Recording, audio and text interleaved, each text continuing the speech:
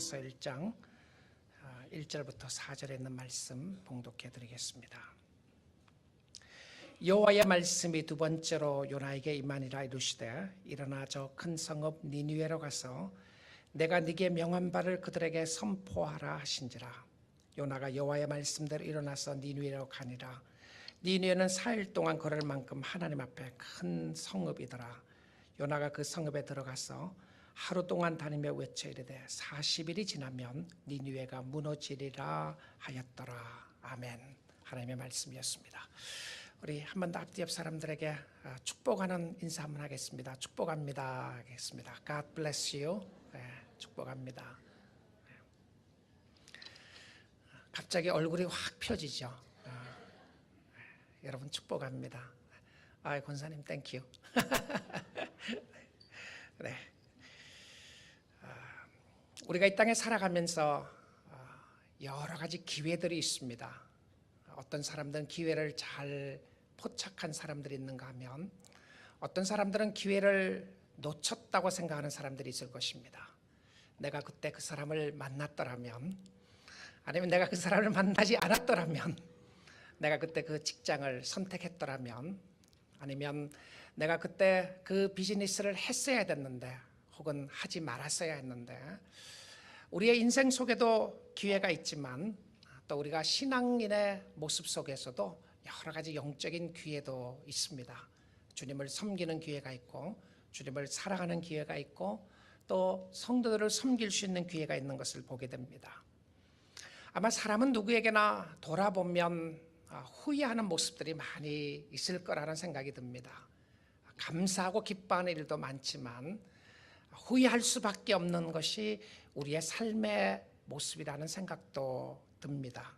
그러나 우리가 하나님을 섬기는 사람들에게 있어서 내가 놓친 기회는 오늘 다시 잡을 수 있는 기회인 줄 믿습니다. 오늘이 기회입니다. 오늘입니다. 어제 놓친 기회가 아니라 오늘 하나님을 섬길 수 있는 기회이고, 그 기회 중에서 가장 축복된 기회가 무엇이었냐면 말씀을 들을 수 있는 기회라는 사실입니다. 여러분이 하나님의 음성을 듣고 하나님 앞에 예배할 수 있는 기회는 귀한 기회이고 하나님이 주신 축복의 기회인 줄 믿습니다. 그런데 이 하나님 앞에 불순종하게 되면 그 불순종의 대가를 지불하게 됩니다. 요나는 무서운 대가를 지불했습니다. 물속에 빠져지게 되고요. 하나님은 물고기를 예비하셔서 요나를 하루도 아니고 이틀도 아니고 3일 동안 요나가 물고기 뱃속에 있도록 했습니다. 그리고는 다시 살아나게 되는 역사가 있었어요. 하나님은 불순종한 요나를 버리지 아니하시고 다시 기회를 주셨습니다. 하나님은 우리에게도 마찬가지입니다. 오늘 하나님의 말씀을 듣고 있는 한, 그리고 순종하는 한 우리에게는 다시 기회가 있다는 사실입니다. 회복의 기회도 있고 또한 사명의 기회도 있습니다.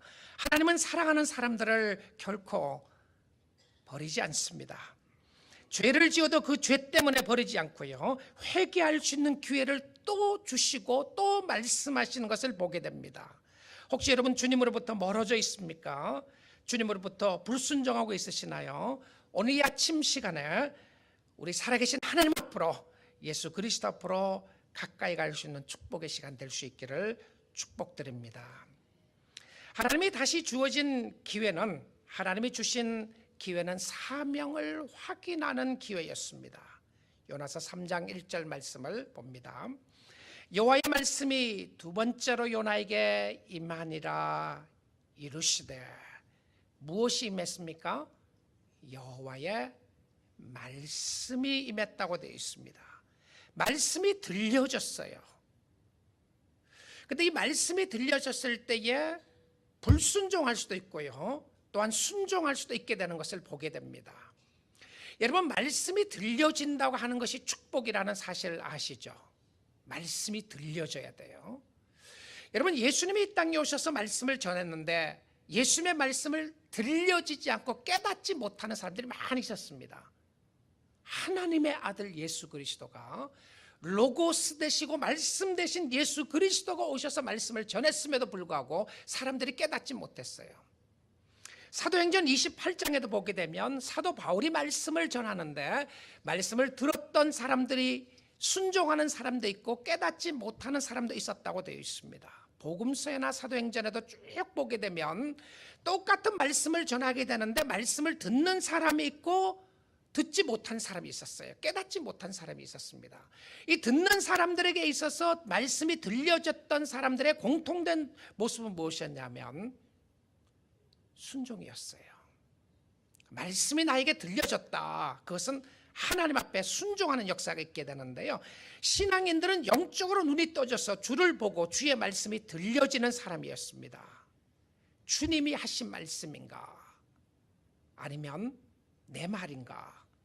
자기 생각인가? 자기 경험인가? 여러분, 강단이 그래서 중요한 것은요, 이 강단을 통해서 주님이 기뻐하시고 주님이 원하시는 말씀이 전해져야 되고 주의 백성들은 주의 말씀을 들어야 만족함을 누릴 수 있다는 것입니다. 우리는 재미를 느끼기 위해서 교회 온 것이 아닙니다. 세상에 재미있는 건 너무 많이 있어요. 그렇다고 해서 설교가 재미가 없고 재미가 없는 것을 추구한다는 의미가 아닙니다. 우리는 하나님의 말씀이 들려져야 하고요, 그 말씀 앞에 나아갈 때 우리가 하나님 앞에 순종할 수 있는 역사가 있다는 사실입니다. 그래서 말씀이 들려지는 것이 매우 중요한 모습이었습니다. 근데 하나님은 우리가 불순종하는 상황 속에서도 다시 찾아오세요. 오늘 이 아침 시간에 여러분에게 하나님께서 성령으로 말씀으로 찾아오시는 줄 믿습니다. 찾아오시는 거예요. 아브라함의 모습도 보게 되면 하나님은 아브라함을 우상을 숭배하는 가정에서 불러내셨어요. 그리고는 그곳을 떠나라고 하셨습니다. 그리고 아브라함은 그곳을 떠났어요. 그런데 가나안 땅으로 가지 않고 갈대아 우르를 떠나서 어디에 머물고 있었습니까? 하란이라고 하는 곳에 머물러 있었어요. 하란이라고 하는 그곳에 머물러 있고 그곳에 살게 됐는데 하나님이 다시 나타나셔서 말씀하셨습니다. 너는 그곳을 떠나서 내가 약속하는 땅 가나안 땅으로 들어갈 것을 말씀하셨습니다. 하나님이 찾아오신 것이죠. 아브라함은 하나님을 따라 가나안 땅에 들어갔지만 하나님의 말씀에 불순종할 때가 있었습니다. 가나안 땅에서 애굽으로 가지 말았어야 했는데 흉년으로 말미암아 애굽으로 내려가게 되고요, 거기서 자기 아내를 누이라고 속이는 역사가 있게 됩니다. 그러나 하나님은 그에게 다시 기회를 주셨습니다. 신약시대의 베드로의 모습도 보게 되면 그렇습니다. 베드로는 죽기까지 주를 따르겠다고 고백했어요. 주님, 내가 죽도록 주님 앞에 충성하겠습니다. 그러나 그는 예수님을 3번이나 부인하게 됩니다. 실패와 실망과 좌절에 빠져 있었던 베드로를 예수님은 찾아오셨습니다. 갈릴리 디베라 바다였습니다. 밤새도록 고기를 잡았지만 한 마리도 잡지 못하는 그날 저녁에 그의 마음은 공허하고 그의 마음은 답답했던 순간 가운데 예수님이 찾아오셨습니다. 그리고 예수님께서 배의 그물을 오른편에 던지라고 이야기를 하셨어요. 오른편에 그물을 던지라. 그러면 고기를 잡을 것이라고 이야기했는데 요한복음을 기록한 요한은 고기가 153마리가 잡혔다고 이야기를 합니다. 많이 잡혔다고 하는 표시를 설명한 것이었습니다. 그리고는 예수님은 실패한 베드로에게 숯불을 피워놓으시고 생선을 구워서 베드로에게 이야기를 했습니다. 실패하고 좌절하고 절망했던 베드로에게 찾아오셔서 너 어떻게 그럴 수 있느냐? 네가 죽도록 따른다고 그러더니 어떻게 내가 가장 필요했던 그 순간에 나를 3번이나 부인할 수 있었느냐? 한 번도 아니고 2번도 아니고 3번이나. 그런 말씀 한마디 하시지 아니하시고 예수님은 첫 마디 베드로에게 하셨던 말씀이 와서 조반을 먹으라. Come and have a breakfast. 아침 먹자. 이게 베드로를 회복시키는 예수님의 말씀의 첫 번째 말씀이었습니다.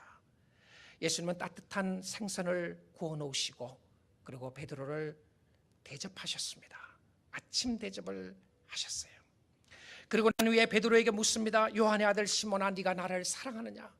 요한의 아들 시몬아, 네가 나를 사랑하느냐? 요한의 아들 시몬아, 네가 나를 사랑하느냐? 3번 물으시고 난 이후에 베드로는 대답할 수밖에 없었습니다. 주님, 내가 주를 사랑하는 줄 주께서 아시나이다. 실패한 베드로에게 찾아오셨던 예수님의 모습이었습니다. 오늘 우리들은 어떻습니까? 주님이 다시 찾아오시는 겁니다. 쓰러지고 넘어지고 주를 떠나고 싶고 원망할 때도 있지만, 죄를 지을 때도 많았지만 주님이 다시 찾아오셔서 네가 나를 사랑하느냐라고 오늘 아침 시간에 물으십니다. 주님의 의도는 회복이었습니다. 사명을 주시는 축복이었고요, 다시 찾아오시는 축복이었고, 죄를 지은 인간에게 자기를 외면하는 사람에게 다시 찾아오셔서 집요하고 끝까지 우리를 붙잡고 계시고 회복시키기를 원하시는 모습을 보게 됩니다. 두 번째로 말씀이 임하면서 주신 말씀의 메시지가 무엇이었나요? 3장 2절 말씀 보겠습니다. 일어나 저 큰 성읍 니느웨로 가서 내가 네게 명한 바를 그들에게 선포하라 하신지라. 근데 이 말씀이 첫 번째 주신 말씀하고 거의 똑같은데요, 조금 다릅니다. 요나서 1장 2절이 요나에게 주었던 첫 번째 말씀이었어요. 너는 일어나 저 큰 성읍 니느웨로 가서 그것을 향하여 외치라. 그 악독이 내 앞에 상달되었음이니라 하시니라. 이 말씀 속에 같은 것은 무엇이었냐면 1장이나 3장에서 똑같이요, 일어나 가서 그리고 외치라라고 하는 말씀이 되어 있습니다. 근데 3장에 보게 되면 내가 네게 명한 바를 그들에게 선포하라. 이게 조금 달라요. 그렇죠? 1장에 주셨던 말씀하고 3장에 주셨던 말씀이 조금 다릅니다. 1장에서는 cried out against it 이렇게 되어 있고요, 3장에서는 cried out to it, 그것을 향하여 외치라. 근데 그 핵심이 무엇이었냐면 내가 네게 명한 바를 그들에게 선포하라. 3장에 와서 보여주었던 것은 내가 네게 명한 바를 선포하라. 하나님이 요나에게 주셨던 말씀 속에 이제는 요나 자신도 그 말씀을 받아서 전해야 될 사명을 주었던 것을 보게 됩니다. 근데 요나에게 임했던 말씀이 새로운 것이 아니었어요. 처음에 주었던 똑같은 말씀이었습니다. 복음이었어요. 일어나서 가서 전파하라라고 말씀하셨어요. 요나는 자신에게 주어진 기회를 이렇게 활용하게 됩니다. 3장 3절입니다. 요나가 여호와의 말씀대로 일어나서 니느웨로 가니라. 요나가 여호와의 말씀대로 일어나서 드디어 하나님의 사람 요나가 순종하는 모습을 보여주고 있습니다. 말씀이 임했는데 순종하지 않았습니다. 모든 주위의 환경은 순종했지만 요나는 불순종하게 되었는데, 이 상황에 와서 드디어 하나님의 사람 요나가 하나님의 말씀에 순종하고 있는 것을 보게 됩니다. 1장에서는 그러나 여호와께서 말씀함에도 불구하고 그러나 요나는 끊임없이 그러나라고 말했어요. 근데 3장 3절에 와서서는요, 히브리 단어가 하나가 있는데 한국 번역으로서는 번역을 하지 않았던 단어가 하나가 있습니다. 그것이 그러므로라고 하는 단어입니다. NIV 성경에서는 thus라고 이렇게 번역했어요. thus. 끊임없이 thus로 이야기를 하다가요, 3장에 와서는 thus. 그러므로 이제 요나가 순종하는 모습을 보여주고 있습니다. 여러분, 우리가 하나님 앞에 순종이 잘 되지 않는 이유가 무엇이죠? 그것은 이해하려고 하기 때문에 그렇습니다. 하나님, 이해할 수 없어요. I can't understand. I don't understand. Why me, Lord? Why me? 주님, 내가 이해할 수 없습니다. 왜 납니까? 왜 나에게 이런 일이 있습니까? 왜 주님이 이렇게 하시나요? 왜 저렇게 하시나요? 이해가 안 되는 일들이 너무 많은 거예요. 여러분, 신앙생활에 이해 안 되는 거 너무 많으시죠? 여러분의 인생 속에 이해되지 않는 부분 많지 않으세요? 왜 이렇게 하시죠? 하나님, 이 방법이 더 좋을 것 같은데, 이 생각이 더 좋을 것 같은데 왜 그렇게 하시나요? 이해되지 않는 부분이 많은데요, 근데 사실 성경에서 이야기하는 순종의 핵심은 이해가 아니었습니다. 이해가 아니었어요. 이해가 아니고 하나님의 약속하신 일을 순종하고 바라보는 믿음의 역사였던 것을 보게 됩니다. 아브라함에게는 그 아들을 주시기로 약속하고 이삭을 주셨는데, 아브라함 나이가 100세가 되었을 때에, 아브라함이 도저히 자녀를 갖지 못했을 때에 100세의 아들을 얻었어요. 여러분 생각해 보시고 상상해 보세요. 자녀가 없었는데, 자기 와이프를 통해서 얻어진 자녀가 없었는데, 자기 와이프가 사라가 90세였고 아브라함이 100세가 됐을 때 아들을 갖게 됩니다. 불가능했던 것을 일으키시는 하나님의 역사를 보여주신 역사였는데요, 근데 하나님께서 아브라함에게 이야기를 하는 거예요. 내가 이 아들을 통해서 하늘의 무수한 별과 같이 바다의 모래와 같이 내가 너를 축복할 것이라고 이야기를 했습니다. 근데 아브라함은 그걸 원하지 않았어요. 생각하지도 못했습니다. 하나님이 그렇게 말씀하신 거였어요. 그런데 나중에 하나님이 아브라함에게 이야기를 합니다. 너가 그 아들을 죽이라, 바치라. 여러분, 그 당시에 바치라고 하는 의미가 그럼 내가 주님 내 자녀를 바치겠습니다, 그게 아니었고요, 죽이라는 표현이었습니다. 그럼 아브라함은 실질적으로 자기 아들 이삭을 죽이려고 했어요. 여러분, 그 상황 속에 아브라함이 하나님이 하시는 일들을 이해할 수 있었다고 생각합니까? 이해할 수 있었던 것이 아니었죠. 그런데 아브라함이 순종하고 나아갔던 것을 보게 됩니다. 여러분, 약속하신 하나님과 때론 명령하신 하나님의 차이가 있을 때가 있습니다. 하나님 왜 이렇게 인도하시죠? 하나님 기뻐하라 그러는데 기뻐할 수 없습니다. 내가 이 상황에서 어떻게 기뻐할 수 있습니까?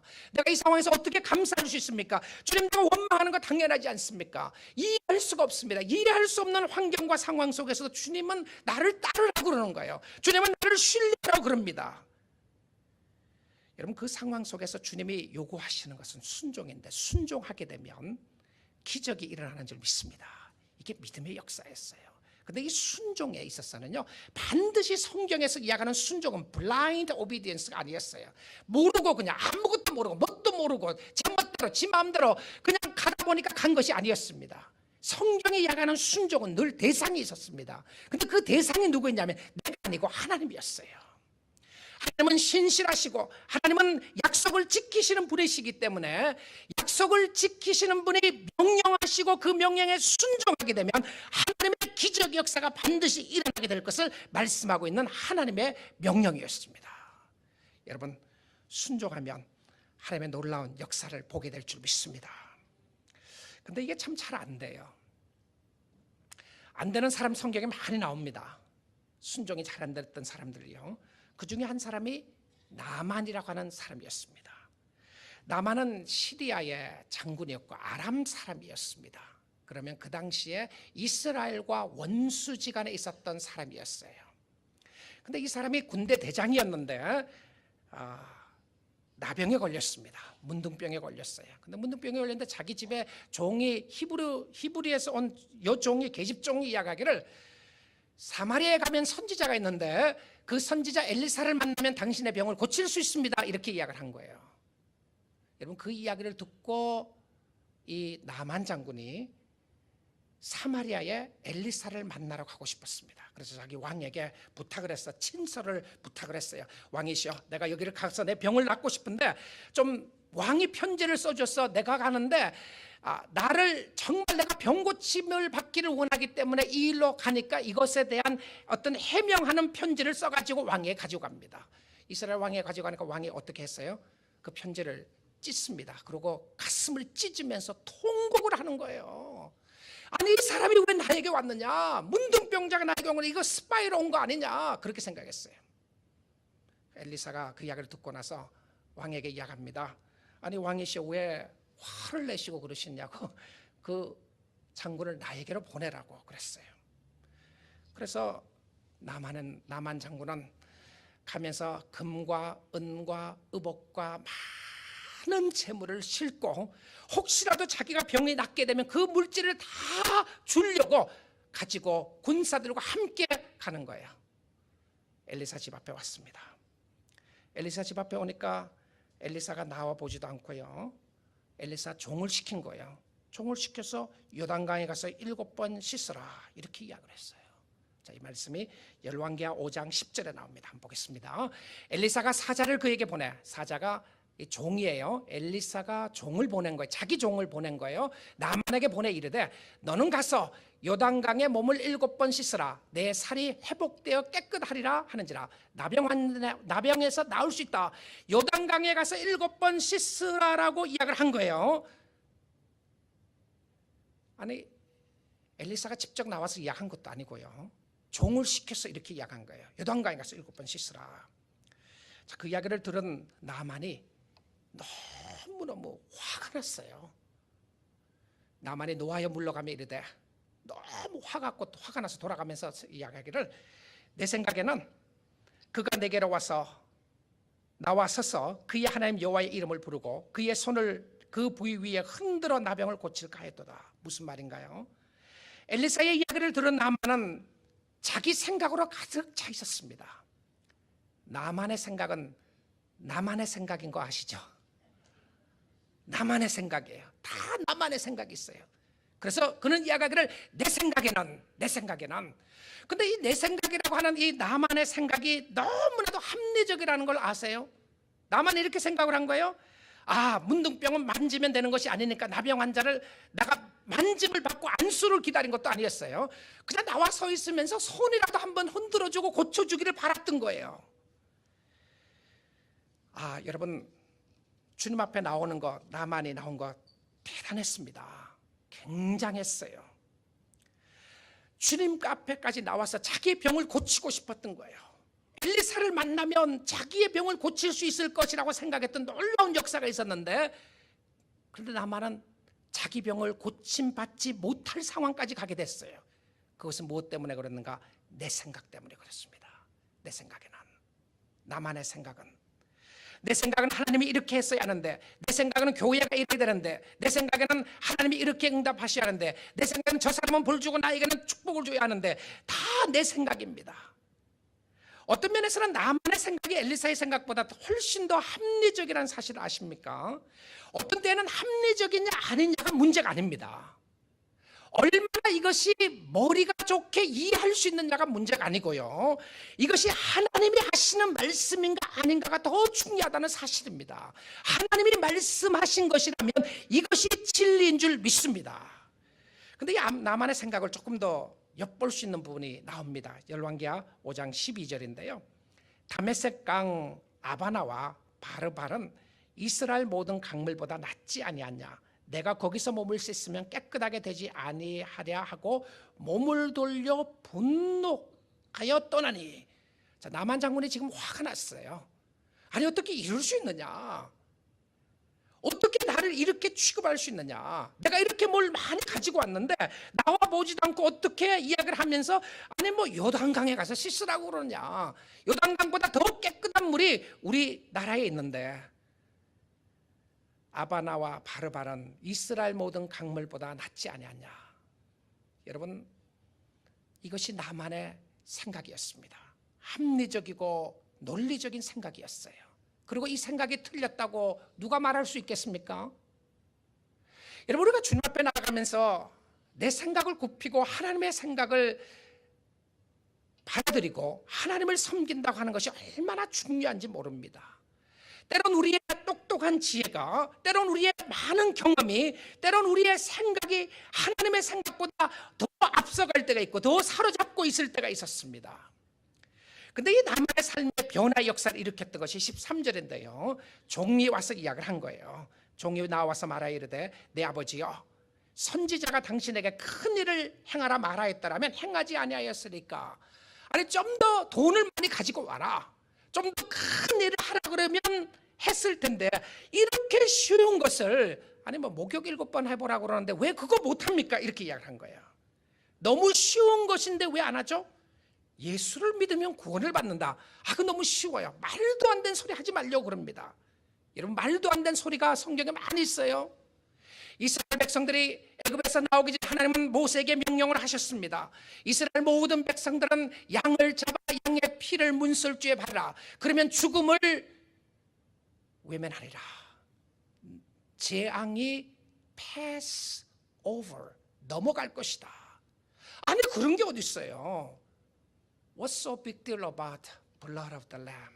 아니 뭐 양의 피가 뭐가 대단하다고? 양의 피를 정말 죽음이 있을 것인가? 그런데 이스라엘 백성들은 순종하게 됩니다. 그리고 양을 잡아서 양의 피를 문설주에 발랐습니다. 양의 피가 문설주에 발라졌던 가정은 한 가정도 죽음을 보지 않고 죽음이 다 넘어가게 되었습니다. 예수 그리스도의 십자가를 믿고 예수 그리스도가 나의 구주시라는 것을 믿고 믿음으로 나아가게 되면 영생을 주시겠다고 하시는 것이 하나님의 말씀인 줄 믿습니다. 말도 안 되는 소리가 아니에요. 이게 말이 되는 소리입니다. 사람의 생각으로 말이 안 된다고요. 누구 생각이죠? 누구 생각에? 누가 자꾸 말 안 된다고 그러는 거예요? 어떻게 믿음으로 구원을 받느냐? 이것도 이것이 무슨 의미인가? 이렇게 해야 되는 것이 아닌가? 그렇게 해야 되는 것이 하나님의 생각이라면 반드시 우리는 그렇게 해야 합니다. 근데 이 복음이라고 하는 것은 매우 단순합니다. 예수를 믿는 것이 영생을 얻는 길이었습니다. 영생은 곧 유일하신 참 하나님과 그의 아들 예수 그리스도를 아는 것이다. 인격적인 만남 가운데 있는 것이라고 그랬었죠. 여러분, 오늘도 믿음으로 주님 앞에 나가게 되면, 믿음으로 순종하게 되면 순종하는 그 자리에서 기적의 역사가 일어나게 되는 줄 믿습니다. 그래서 나만이 어떻게 했죠? 집에 돌아가려고 그러다가, 화가 가득 차서 집에 돌아가려고 그러다가 14절에 나만의 모습이 이렇게 나옵니다. 나만이 이에 내려가서 하나님의 사람의 말대로 요단강에 7번 몸을 잠그니 그의 살이 어린아이의 살같이 회복되어 깨끗하게 되었더라. 하나님의 사람의 말대로 내려가서 잠그니 그의 살이 회복되어 깨끗하게 되었더라. 말씀대로였습니다. 말씀대로 역사하시는 것이었어요. 요나가 일어나서 말씀대로 갔다는 것이 매우 중요한 요소였습니다. 말씀대로 갔습니다. 주님 말씀하시니 내가 나아가겠습니다. 오늘 주님께서 여러분에게 주시는 메시지가 있습니다. 똑같은 메시지를 반복적으로 주실 때가 있어요. 사랑하라, 그런 말씀이 들리시나요?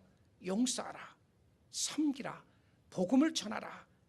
여러분, 그 말씀이 들려지게 되면요, 하나님 앞에 순종하게 되면 역사가 일어날 것이에요. 하나님은 우리에게 순종을 요구할 때가 있습니다. 혹시 여러분 망설이고 있으시나요? 할까 말까, 하게 되면 손해날 것 같고 주님 믿을까 말까, 그런 망설이는 모습이 있으시나요? 여러분, 주님 앞에 여러분의 삶을 결단하고 드릴 수 있기를 원합니다. 자, 요나가 니느웨 성에 가서 도대체 무슨 말을 했는가? 니느웨 성의 역사가, 회개와 부흥의 역사는요, 성경 어디서도 볼 수 없는 대부흥의 역사가 니느웨 성에 일어나게 됩니다. 이 말을 하고 나서 역사상 가장 크고 놀라운 부흥의 역사가 이방 땅에서 일어나게 돼요. 도대체 무슨 말을 했기에 왕으로부터 시작해서 모든 사람이 회개를 했단 말입니까? 무슨 말을 했기에? 자, 무슨 말을 했는지 요나서 3장 4절을 보겠습니다. 요나가 그 성읍에 들어가서 하루 동안 다니며 외쳐 이르되 40일이 지나면 니느웨가 무너지리라 하였더니, 여러분, 요나는 자기를 살려주시고 하늘과 땅을 창조하신 하나님에 대하여 간증한 것이 아니었습니다. 자기가 물고기 뱃속에서 있었던 경험을 말한 것도 아니었어요. 자기가 죽은 경험을 하고 나서 살아난 하나님의 말 이야기를 하면서 하나님은 위대하시다, 하나님은 좋으신 하나님이시다, 하나님이 얼마나 크신 하나님이신지 모른다, 여러분 하나님을 믿게 되면 이런 역사가 일어나게 될 것이다. 자기의 삶이 불순종했을 때에 지옥을 경험했지만 순종하게 되었을 때 하나님이 어떻게 역사하셨는가를 이야기했던 것이 아니었어요. 요나는 40일이 지나면 니느웨는 무너진다라고 말을 했는데요, 이 말을 히브리 말로 보게 되면 단어 5개를 사용합니다. 5단어밖에 이야기하지 않아요. 여러분, 이 말을 들으면서 말을 적게 해야 전도가 되는가 보다, 이렇게 생각하시면 안 돼요. 말을 적게 하고 말을 하는 그 부분이 아니었습니다. 근데 여기서 꼭 가르쳐주고 싶은 것이 있었다고 생각합니다. 자, 하나님의 사람 요나가 하나님의 음성을 끊임없이 듣게 됩니다. 그럼에도 불구하고 불순종하게 됐어요. 이스라엘 백성들도 하나님의 말씀을 들었음에도 불구하고 불순종하게 됩니다. 근데 하나님이 이 요나서를 통해서 꼭 가르쳐주고 싶은 부분이 무엇이었냐면 요나서 2장 9절 끝에 나오는 말씀이라고 생각이 됩니다. 그것은 구원은 여호와께 속한 것이라는 것을 보여주신 것입니다. 구원은 말을 잘하는 것에 있지 않았고요, 구원은 성령의 역사에 있습니다. 구원은 전도하는 사람에 의해서 구원이 일어나는 것이 아니라 구원은 전적인 하나님의 은혜요 축복이요 하나님이 하시는 일인 줄 믿습니다. 하나님이 하시는 일이에요. 여러분, 내가 구원받은 것도 내가 무언가 잘났기 때문에, 내가 다른 사람보다 더 많이 가졌기 때문에, 혹은 없기 때문에 내게 어떤 조건이 있었던 것이 아니라 하나님이 강권적인 은혜의 역사로 말미암아 죽어 있었던 나를 살려주시는 하나님의 역사인 줄 믿습니다. 하나님이 하셨어요. 여러분의 구원도 하나님이 하셨지만 또한 이웃의 구원도, 옆사람의 구원도 하나님이 하시는 하나님의 일인 줄 믿습니다. 그런데 놀라운 사실은요, 하나님이 하시는 구원의 역사인데, 여러분 이 상황을 보시게 되면 도대체 요나가 5마디 이 말을 하기 위해서, 5마디도 아니죠, 5단어를 하기 위해서 요나를 쓰셨는가 의심할 때가 있지 않아요? 근데 놀라운 사실은 요나가 니느웨 성에 가기 전까지는 니느웨 성 사람들이 회개하지 않았다는 사실입니다. 요나는 산전수전을 다 겪게 됩니다. 하나님의 은혜를 체험하게 되고요, 불순종했던 가운데서 하나님의 역사하심을 체험하고 기적을 체험하게 됐는데, 나중에 보게 되면 요나는 회개 안 해요. 요나는 여전히 하나님에 대해서 불만을 품고 있었습니다. 그런데 니느웨 사람들은 5마디 말을 통해서 회개하는 역사가 일어나는 것을 보게 됩니다. 그리고 요나가 가기 전에는 회개하지 않았어요.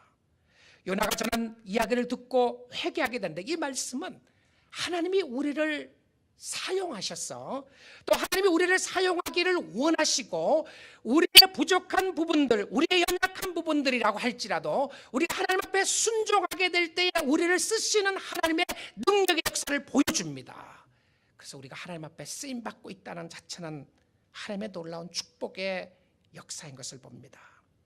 어린아이가 예수님께 드린 보리떡 5개와 물고기 2마리로 5,000명을 먹이신 기적의 역사를 베풀어 주셨는데, 어린아이가 드렸던 것은 5,000명을 먹인 것을 생각을 하게 되면 너무나도 보잘것없는 것이었습니다. 떡 5개와 조그만한 생선 2마리였습니다. 그럼에도 불구하고 하나님은 그 놀라운 역사를 그리스도를 통해 역사하셨던 것을 보게 됩니다. 여러분, 하나님 앞에 순종하게 되면 우리가 아무것도 아닌 것 같지만 하나님의 구원의 역사가 일어나게 되는 줄 믿습니다. 요나는 40일이 지나면 니느웨가 무너진다고 이야기합니다. 우리의 삶도 기간이 있어요. 우리의 삶이 영원하지 않습니다. 때로는 우리의 삶이 어항 속에 있는 크랩과 같을 때가 있어요. 어항 속에 있는 개 아시죠? 어항 속에 있는 개는 언젠가는 죽습니다. 우리의 삶도 이 땅에 영원히 살지 않습니다. 다 우리는 죽게 되어 있고 하나님 앞에 서게 되어 있습니다. 요나의 5마디 말을 듣고 니느웨가 회개했던 것은 우리의 말이 아니라 하나님의 능력으로 사람들은 변하게 되는 줄 믿습니다. 그래서 우리도 하나님께 순종하게 되는 것입니다. 사랑하는 성도 여러분, 지금은 은혜 받을 때입니다. 여러분, 하나님 앞에 은혜를 사모하고 하나님 앞에 순종하기만 하면 하나님의 성령의 놀라운 역사로 말미암아 여러분이 은혜를 체험하게 되는 줄 믿습니다. 고린도후서 6장 2절입니다. 이르시되 내가 은혜 받을 베풀 때에 너에게 듣고 구원의 날에 너를 도왔다 하셨으니 보라 지금은 은혜 받을 만한 때요, 보라 지금은 구원의 날이로다. 사랑하는 성도 여러분, 혹시 하나님으로부터 도망 다니고 있습니까? 혹시 하나님을 피해 가고 있습니까? 혹시 여러분 다윗과 같은 그런 생각하고 있습니까? 나에게 비둘기처럼 새처럼 공중에 나는 새처럼 날개가 있다면 멀리 날아가고 싶다. 어디론가 떠나고 싶고 어디론가 멀리 가고 싶다. 그 어디로 떠나고 싶은 것이 하나님의 품인가요? 하나님의 자녀도 하나님의 품을 떠나고 싶을 때가 있었던 것을 보게 됩니다. 여러분, 하나님의 품을 떠나는 순간 우리의 가는 길은 가시밭길입니다. 우리의 가는 길은 엉겅퀴가 놓여 있습니다. 하나님 앞에 나아가는 길은, 좁은 길은 생명의 길이었습니다. 하나님 앞에 순종하는 길은 사는 길이었습니다. 오늘 여러분의 심령 속에 역사하신 하나님 앞에 말씀으로 반응하고 순종하는 역사가 있기를 주님의 이름으로 축복을 드립니다. 내 생각이 아니라 하나님의 생각에 초점을 맞추십시오. 여전히 여러분의 생각이 가득 차 있기 때문에 주님 앞에 나오는 것은 너무 귀하고 아름다운 것임에도 불구하고 돌아가려고 하고 있습니까? 여러분의 생각에 차지 않기 때문에, 여러분의 생각대로 되지 않기 때문에 혹시 분노를 품고 있으시나요? 교회에 대해서 분노를 품고, 또 목회자에 대해서, 또 교회 리더들에 대해서, 세상에 대해서, 인생에 대해서 분노를 품고 있으시나요? 여러분의 생각대로 되지 않기 때문에 하나님에 대해서 분노를 품고 있으시나요? 여러분, 오늘 하나님의 생각에 여러분의 생각을 맞추셔서 하나님의 말씀에 순종하면 하나님이 세우시는 곳에 서게 되고 하나님이 있으라는 곳에 있게 되면 그곳이 여러분이 사는 생명의 길인 줄 믿습니다. 오늘 이 아침 시간에 다시 기회를 주신 하나님을 찬양하시고요, 그 하나님께 감사하여 주를 섬기는 여러분 될 수 있기를